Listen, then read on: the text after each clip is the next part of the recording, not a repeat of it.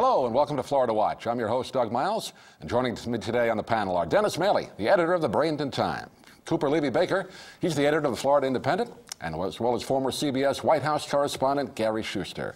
Our first topic today is the high-speed rail, which Governor Rick Scott kind of nixed during the week. And Cooper, I know you were up in Tallahassee during the week. Has the train left the station permanently, or will it make a comeback? I mean, we'll see, but I think that the reaction was incredible. Being in Tallahassee, everybody I spoke with was just dumbfounded over this decision, and that cuts across, you know, people from unions, people, you know, Democratic legislators up in Tallahassee, but also too, you saw some Republican leaders with not as kind of vocal condemnations, but some very kind of cautious statements about the situation, and that ran the gamut too, even to some more outraged ones. State Senator Paula Dockery, I know, was really upset and angry about Scott's decision on that. And you know, I think that the key points that everybody keeps pointing out is this money's already been paid. The federal government, you know, has already collected these taxes. It's not going to cost the state or state's taxpayers any extra money.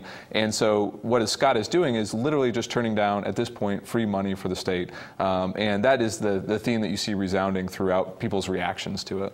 Dennis, I know you've written on this during the week. Well, you know, I have to come out and be honest that I was an opponent of this particular project. I'm a big supporter of high-speed rail. I don't think the Tampa to Orlando project makes sense for a variety of different reasons, and I think that it could actually become a very good argument against high-speed rail when and if it fails. That being said, Scott kind of inherited that project. It was already, like Cooper said, in place and paid for, and the argument he's making isn't that, hey, it's a bad idea. It's more of an ideological, we're not taking money from Washington. As Cooper said, this isn't money that's going to go to pay the deficit. It's not really going to make the argument that he's making. It's going to go to another state. And then there's already states lined up to take it. Yeah. And for you know, 20,000 jobs that were supposedly going to be created by it, to turn your back on that, and those jobs are going to go elsewhere when we've got a 12.5% unemployment problem, you know, that's a big issue. You know, there's a couple things, though, that come up. One is Florida's not the only state to have done this. Ohio's done it, Wisconsin's done it, New Jersey. Other Republican governored states are doing the same thing. Secondly, you have a group of concerned legislators who have written to Ray LaHood, the Transportation Secretary, asking him to hold off taking this money and giving it to somebody else, as Dennis said, because they think they might be able to put together some kind of a private group. LaHood just told them in a letter released this morning that he'll give them a week. So they have until next Friday to come up with some kind of a plan. I'm not so sure Scott's doing this. I mean, part of it's because of the Tea Party urging, I think, and other governors too. But having seen this issue's been around since 1976. When there was a Tampa or a St. Petersburg element to it to start rail between cities. I don't know that now this thing is 30, almost 40 years old, and we're still dealing with the issue, and it's mostly always failed because of money. Well, now they got the money, but he wants to let it go. And he's saying, and I think he's right in this regard, because I've seen it happen in other states, that these cost overruns are horrible in these rail issues. To the point where you say, you know, the money's there now, that piece of change, but what's after? What it's going to cost if it's delayed, what the overruns are. I think they got to relook at this. Just to say, no, we're not going to do it, I think isn't smart. But I also think they ought to examine where they are with this thing. I think that's the question, though, is really what is Rick Scott's process here in his decision making? After he was elected, he promised that what he was going to do was wait for a ridership study that was going to come out, and he was going to base his decision on those numbers, whether there was enough demand for this product between Tampa and Orlando to justify the state stepping in and building it. And there's no indication that that ridership study has been completed. And so I think that you have real questions about what his decision was based on. Was it based on a real honest look at the project and the merits of the project, or was it based on politics? And I mean, I think the fact that he consulted with the Tea Party about this project before coming out and making this announcement, the fact that he timed it to, you know, come shortly after Obama's proposal where he was launching kind of an even broader, grander vision of high-speed rail throughout the country, And the fact that it caught state legislators by surprise. They were given a 5-minute notice before his press conference on Tuesday that he was going to be making this decision. So I think, I don't think we really know what Scott's thinking was here. And I think it's interesting to go back to what your point about the other governors. And is he just in a race to compete with other governors? I mean, that's how it seems. That's the only logical reason that I can see why he made the decision the way he did. Go on. According to LaHood's office, they've worked very closely with Scott's office to assure him that there would be no liability from the state, because most of it is taken by the vendors that get contracted, but then the federal government is stepping in to say, listen, we are willing to work with you to remove basically any liability of cost overruns coming back on the state of Florida's budget. So that's what leads me to believe that it's very ideological. And it seems like it was going to be no, it's going to be no, and I'm inclined to believe that, when you see what happened with Scott Walker up in Wisconsin this week, like you said, this has been done by other Republican governors. I think Chris Christie is the playbook writer on this, but he had a very different situation with a lot of things that he did in New Jersey. He did have a large state contribution that was needed for him to do the rail, and he turned the project away because he said, listen, I don't have the I think it was $2.5 billion or something that New Jersey would have to contribute. Same thing with his teacher unions. They were more pragmatic. Now I think what you're seeing is everybody trying to fight for that void of saying, listen, there's an appetite out there to say no to every bit of federal money to shrink government and to get rid of all these projects and unions and benefits, and whoever can say no to more is going to capture that national momentum, and I think they're fighting for it right now. Well, you see too that this is a political issue in a lot of ways, not just among and between states, but even in the state. Here you have Herodopoulos, who's the Senate leader, who's thinking of running for the Senate, and we're going to run for it. He has said something to say on every issue that's come down the track, excuse the pun. But now he's silent. He doesn't want to say it because he doesn't know where to go as far as toe that line with the Tea Party or move off one way or the other. He's silent. Well, he actually today came out with a statement saying that he supported Scott's decision, but very softly worded, and also too. Yeah, he's trying to have it both ways. And I think also, too, I mean, he's got a growing contingent of senators in Tallahassee who are really upset about this and have, are aggressively talking to LaHood about sort of circumventing Scott's decision-making on this. So I think that Herodopoulos is, how he manages those state senators, I think is going to be really interesting. And Rick Scott's going to make it very difficult for him to toe that line. I think Rick Scott's going to say, you either have to come over onto our side or else, you're with us or you're against us. Yeah. You're not going to be able to go back and forth. And he's painting him into a corner with these difficult decisions. So let me throw this out. I grew up in New York, and you mentioned Chris Christie, governor of New Jersey, who basically there was a tunnel. It was a tunnel project, another like the Holland Tunnel in New York, and he said, well, we're not going to do it. We don't have the money for it. I think Rick Scott is probably looking at the same thing. You look at the mass transit in New York, what, 12, 15 million people potentially could ride that? They lose money. They've never made money. How is a state that has maybe, what, half of that population or less going to justify putting this kind of project in? And that's what Scott's being criticized for, is that he's sort of taken the short-sighted view of this thing, in that the prediction is that Florida's going to gain 20 million people in population, or 5.5 million people in population in the next 20 years. They're saying you need this rail, you need this, mass transit kind of move. But it's still subsidized. But it's still subsidized, and it still doesn't make money. But I mean, you have private consortiums of construction companies that are chomping at the bit to build this project. I mean, you have international companies from France, from China, that want to build this project. Now, what they say is they may not make a ton of money on this individual project, but if they can show that it can be done, that it's going to work and it's going to be successful, and you can excite people about it, then they see it as a loss leader to building other projects like this, not just around Florida, but around the entire United States. That's what it is for the government sometimes. As you said, it's not necessarily making money, but you have to look at how does New York benefit in other ways. How does it open up its economy? Imagine New York without that public transit system. Yes, it's subsidized a little bit, but how much economic activity takes place strictly because you have that mobility there. Now, you can't really make that argument in Florida yet, but like Gary said, is that again, you don't want to wrestle these problems when it's far too late. You don't want to try to construct something of this magnitude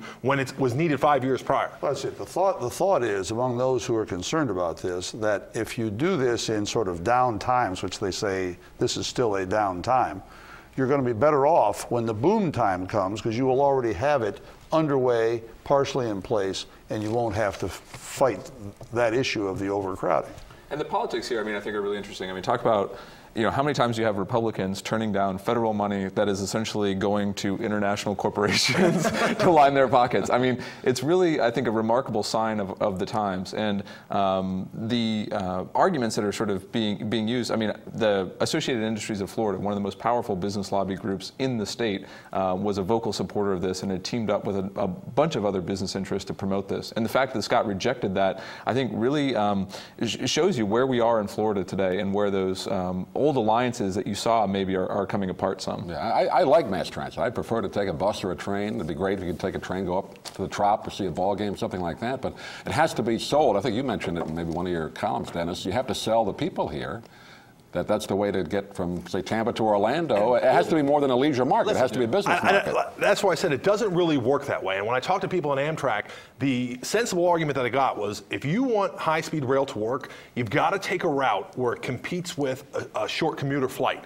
A great example they used was not technically high-speed rail, but when they made the changes to the Amtrak line that went from Boston to New York, they were able to get those Amtrak trains up to 150 miles per hour during certain extended legs and drastically reduce the time in between that. Now, they cut the flights by 2/3 between those two cities because it actually worked, because when you looked at doorstep to doorstep, going from Metro Boston to Metro Manhattan, it was actually faster than flying when you consider you had to drive out to Logan, go through the security process, get back. That worked. This one doesn't work that way, but he's not making that argument. If he did, then go and fight for that money for a different project. Sunrail makes sense. Fight for that money. To just send it away for the sake of sending it away, that's a hard argument to make. Having lived in both Boston and New York, and having used the transportation and in Washington and taken the train to all the above, it's a great system. But in the end, the real selling factor to me was that it dropped me in the middle of a city, a big city, where you're not out in New York at LaGuardia, or you're not at Logan, or you're not someplace else and have to get in. That was a benefit. You know, this is not that, because you don't. It's not. We're not that big yet. You're right. You don't have. But you got to look. You got to look down the road here to see what's coming. If that thing is in place, that should count for something. You know, that should count for something. One thing you're going to have to do in these cities, you're going to have several stops. You're going to have a better bus system. All these counties are going to have to work together to get better bus systems. Sunrail was a Central Orlando commuter train project that he turned away first. So you had the project approved by the legislature where they said, listen, we're going to build something that will make Orlando more friendly to hook up to a high-speed rail, but he doesn't want that either. Yeah, but I mean, you can't have a bus come every half hour. You got to integrate the bus systems. Also, too, in Hillsborough County this past November, I mean, they voted on a penny sales tax to create a light rail system that would connect to this, and that, of course, went down. And they've been looking at other ways to kind of get funding for that. But I mean, that's another thing I think that sends a message from the voters that they, were not supportive of this project, at least in that one county. But to make this decision based on what sort of a small subset of voters in Hillsborough County want, I think is silly. And I'll tell you, when they finally got it done out in San Francisco with the BART system, works great. Now people are using it. Nobody wanted it. They fought it, but now it's in. It takes you to the ballpark, it takes you to the Embarcadero, it takes you over to, everywhere you need to go. It's just a short piece. And I think also, too, we're underestimating how awful it is to drive on Interstate 4 between Tampa and Orlando.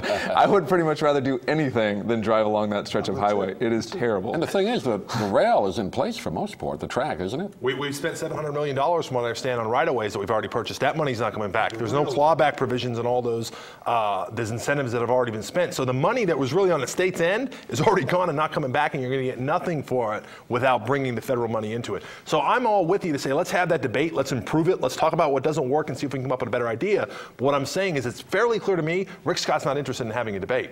So will Scott pay a price for this? That's the kind of question that I'm really interested in seeing unfold. The reaction so far to me, he promised that he would not go for this when he ran. So he's fulfilling a campaign promise. This is not a secret. This is not, he just did it. Now everybody say, "Oh my God, he did it." People don't expect promises to be kept. I mean, they're so used to politicians not telling sort of the truth about things. Here he tells you what he's going to do, and he does it. Everybody says, "What? What are you going to do?"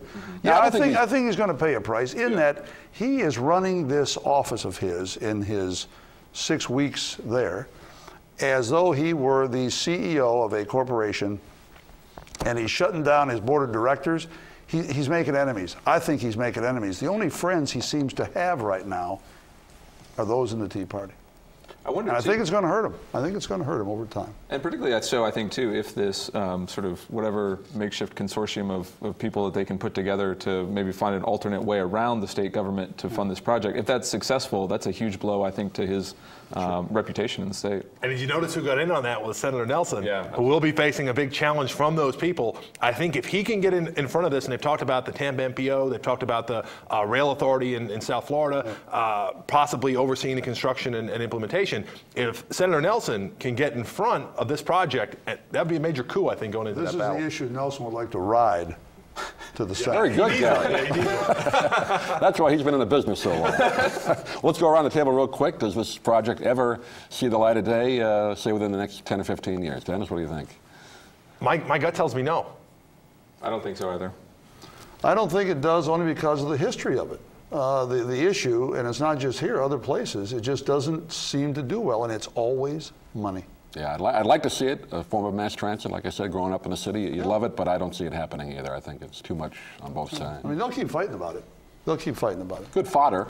Well, let's talk another issue that Governor Scott, he apparently wants to cut the prescription drug tracking system in Florida, which keeps track of, I guess, of certain kind of narcotics that doctors can't prescribe, so-called pill mills. I know here in Manatee County, that's been quite a big issue and a little controversy over that, right, Dennis? Absolutely, and he wouldn't be getting rid of it. It hasn't been implemented yet. So it was passed by the legislature, I believe, in 2009. It was not funded. They created a private, not-for-profit that was going to take federal money and raise private contributions. They have a good bit of the money right now. It's under a judicial review because of a bid process where somebody was not happy with the bidding process. But this is a shameful thing in the state of Florida. This is something that we are the largest state that doesn't have one of these in place, and we are a haven for the trafficking of illegal prescription narcotics. We've had situations that have been documented where single doctors have written 1 million Vicodin prescriptions in 1 year by electronically signing it through all these different pill mills and using loopholes and getting these drugs out. And other states like Kentucky, Ohio, West Virginia, who have very serious problems, have been calling us out and saying, listen, our drug dealers are driving to Florida. I've written before that this is kind of equal to if North Dakota was to say, we're going to legalize the production and sale of cocaine, and that won't hurt the rest of the country, will it? Of course it will. This is shameful. This is something that's not going to save money. It's something that is ideological, and this is something I hope he does pay a price for. Yeah, I mean, I was really amazed that he came forward with this idea. It's really, and the language that he used to justify it too, right, is he said that it was a big government solution. It is a criminal problem. Who else is going to step in and solve this problem if not the government? And so, I mean, I think you see this kind of anti-government rationale taken to the extreme. And I think when you're dealing with criminal behavior, I mean, you can argue, about sort of whether this is the most effective way to do it or not. But to simply end it, I think, is really unconscionable. And I agree with Dennis. I think Scott will pay a price on this because, people have compared the prescription pill epidemic in Florida to the crack cocaine epidemic of the 1980s. And, could you imagine someone being on crack cocaine during that decade? I think that he will pay a penalty for this. And this is a reputation the state doesn't want to have. And unfortunately, it's there and it's growing. And I think that's exactly right. He'll pay a price for this over time unless he changes his mind, which he could do. He could be persuaded to sort of back off here. But he has taken such a firm stand on it that I don't see anybody being able to budge him too much without some real convincing argument. And I don't see a convincing argument out there. Does it remind everybody what industry it came from also? Yeah, of course. But don't you think, just to take another side of it, he's kind of for less government anyway. Shouldn't that be up to more maybe the AMA and maybe some other organizations within the medical profession to handle this rather than make it a big government program? I mean, I think that if the problem is so bad, somebody has to solve it. And obviously those groups, I mean, yeah, it would be terrific maybe if they stepped up and came up with some ideas and proposals. But I think what Florida was doing when they passed the law was recognizing a problem, realizing nobody was doing anything about it because it requires a coordinated statewide effort and that we're the only ones who can solve it. Mm-hmm. So I think that, if another group was stepping up with another idea, sure, let's talk about it, but that has not happened. And the problem is really bad. Yeah. This has already been implemented in 36 other states and it's worked very successfully. When you have doctors and you have these loopholes, the one way that you can fix it is if you're doctor shopping and I go to one doctor and I fill a prescription for 100 Vicodin and I go to another one and I pay for cash right in the clinic in the office, if there's a computer system that puts a flag up and says, wait a minute, this guy's had 13 of these prescriptions filled per month, that seems like a pretty obvious solution to me. Yeah, I think that's exactly right. It's something that he's going to have to look at, and I don't know who could come to him and say, you know what, you're making a mistake here. You have, whether at a national governors conference, the governors of the other states say, you know what you're doing to us? You know, you're killing us here, and you need to change your ways. Somebody's going to have to lean on him, I think, because it's a preponderance of evidence showing that something has to be done. It's a big law enforcement cost. If you're not dealing with one end, you're dealing with somewhere else. Yeah, absolutely. And I also think, too, I think local communities can play a role here. Like, I'd be curious, for example, you brought up Manatee County. They've been really aggressive in going after these. You know, is there a coalition of counties and cities that can come together and who have encountered this problem, deal with this problem, you know, with their police officers every single day?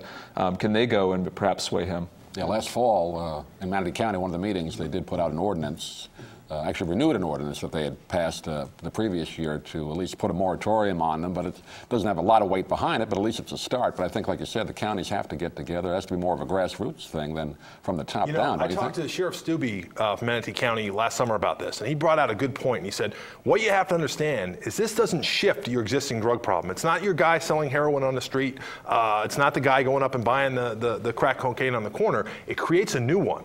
And he said, you're really basically compounding it, because now you're getting people, it's this, you know, where people are shifting from legally being prescribed these drugs and having addiction, and you're putting them into a kind of hybrid legal system where they don't have to go to the guy in the corner. So it takes a person who's a little more open to self-medicating if, well, a doctor told me I can do it, and it creates a different kind of problem for a different class of citizen. So it's not just shifting the problem from one place to another, but it puts a tremendous tax on his resources, because now you're creating a new problem altogether.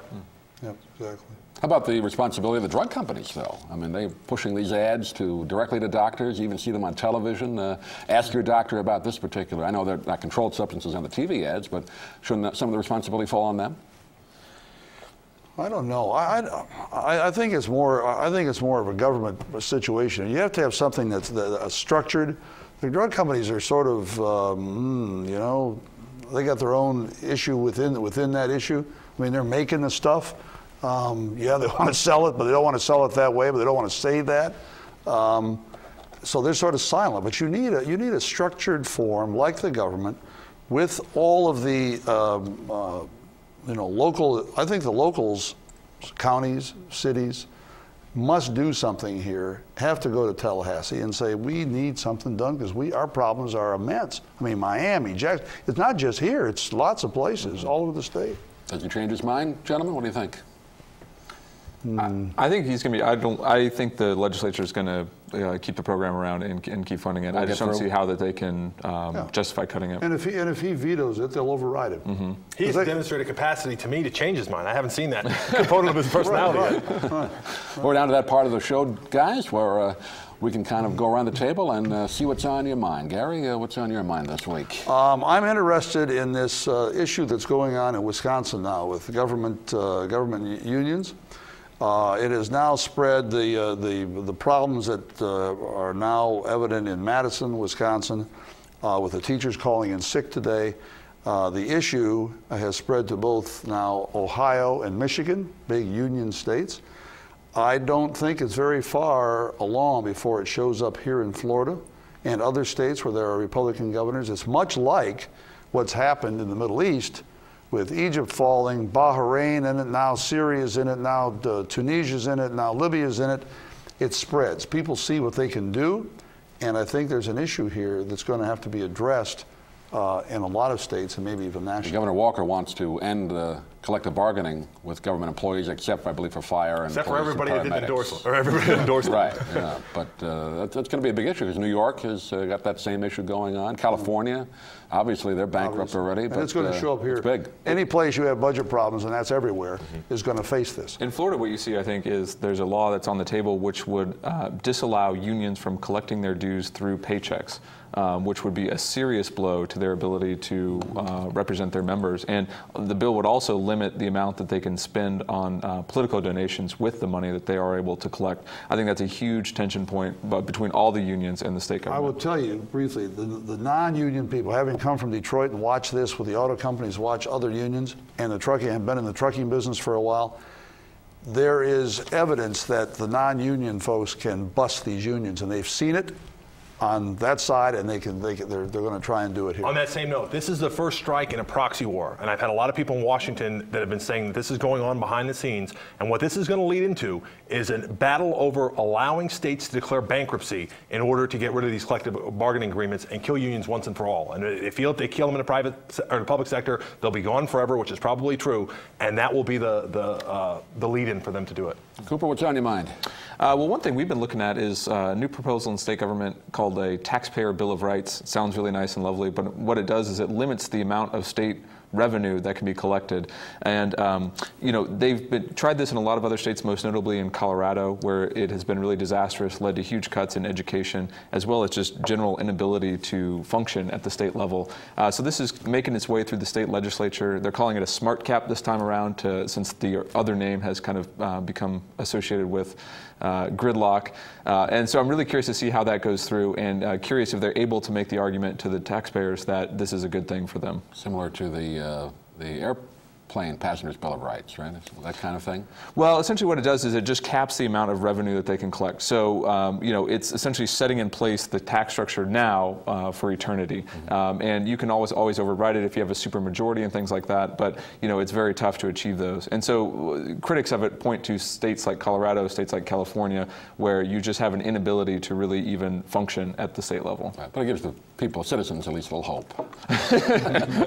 Dennis, what do you think? What's on your mind? Ron Paul took 30% of the straw poll at CPAC, and he's still being treated like a third-class candidate. And the first question that was asked on his media tour afterwards was, yeah, but come on, do you really have a chance of getting elected? If the media is allowed again to define Ron Paul as a throw-your-vote-away candidate, that'll be a real shame to our election process. Gentlemen, good show this week. A lot to talk about. We'll keep an eye on all the stories we talked about on this particular program. That's going to wrap it up for this edition of Florida Watch. I'd like to thank the panel and also thank you for joining us, which of course you can do each week on METV or watch us for free anytime at BradentonTimes.com. Until next week, I'm Doug Miles for Dennis Maley, Gary Schuster, and Cooper Levey-Baker. So long, everybody.